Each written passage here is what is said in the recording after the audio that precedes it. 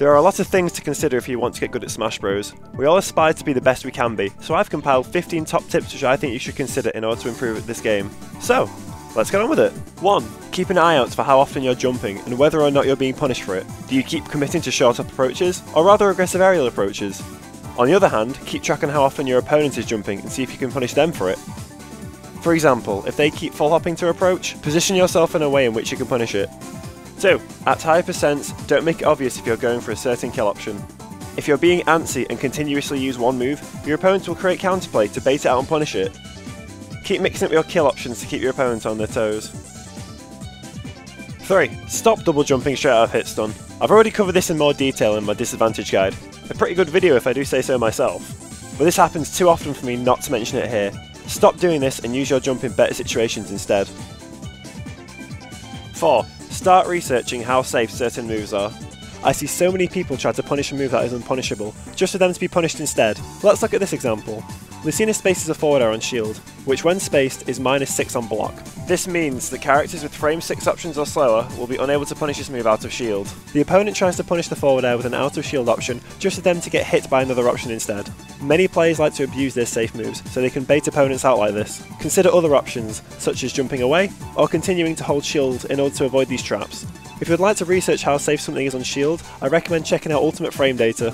It's a fantastic site where you're able to check other things like frame data, hitbox images, and more.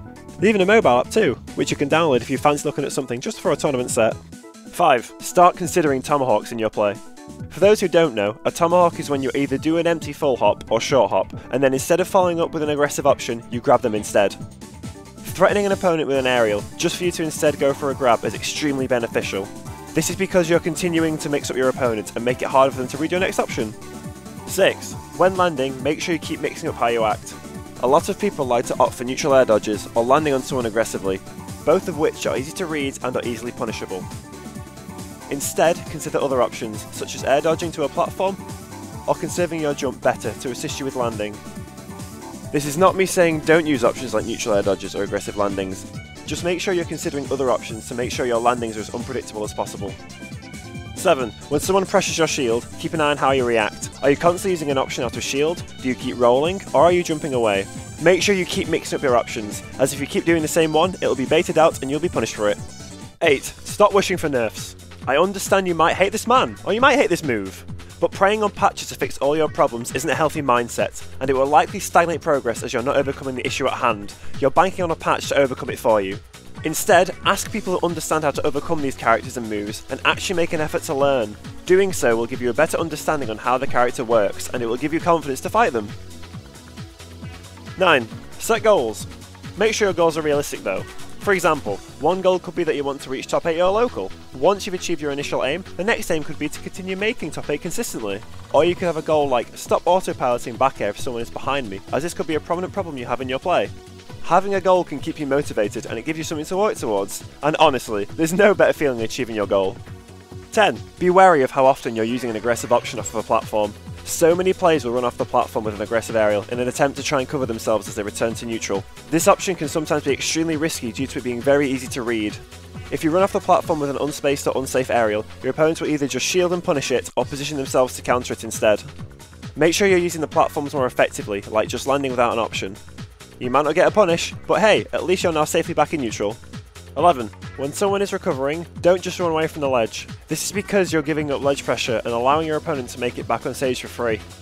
Make sure you're continuously pressuring the ledge or close to the ledge to push your advantage state and not make it easy for your opponent to return to stage and reset neutral. This is a very common thing I notice lower and mid-level players do, so if this does apply to you, well, you know, stop it. 12. Make sure your recovery isn't linear. I see so many people drift from the blast zone in this specific arc, which just makes it extremely easy to predict how people are recovering. Be a bit more creative when recovering and make sure you continue to mix up.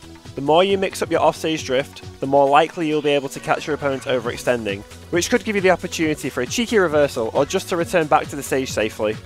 13. Make sure you don't dwell on losses too much. Despite how hard a loss can be, there will be some valuable information there you can use for the future. Tournament losses are some of the best ways to find information to improve, as there are going to be situations where you picked the wrong option and as a result you either got punished or lost the stock. After losing a set, ask your opponent to see if they picked up on any of your habits to find out what went wrong. If your match was recorded on stream, even better, as you can watch it and take your time to analyse what went wrong. Personally, I found asking for advice after sets or watching my VODs back to be some of the best ways to improve, so I would definitely recommend doing them. 14. You are not considering risk and reward enough. Look, I know you want to get that kill to secure you the stock, but mindlessly using your frame 10 forward smash in unsafe situations isn't the most effective option.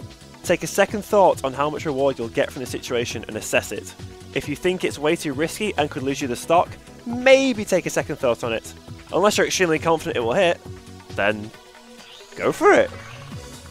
15. Regularly go to training mode and lab combos. This is something that people very much underuse. You don't want to be dropping combos mid-set, so make sure you're continuously going back to training mode and keep practicing them. Even if they are very basic, like Wolf down through to dash attack, or Fox nair to up smash. The more you practice, the less you'll miss input. Also, stop labbing those pointless combos on heavies that will only work with no DI. Look, I know they might be stylish, but someone has to tell you to stop and focus on the guaranteed stuff.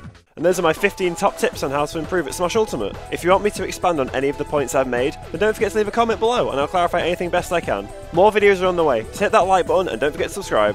I've also returned to streaming on Twitch, so if you want to ask me any questions directly or just have a nice chat, then follow me on twitch.tv/thesbf.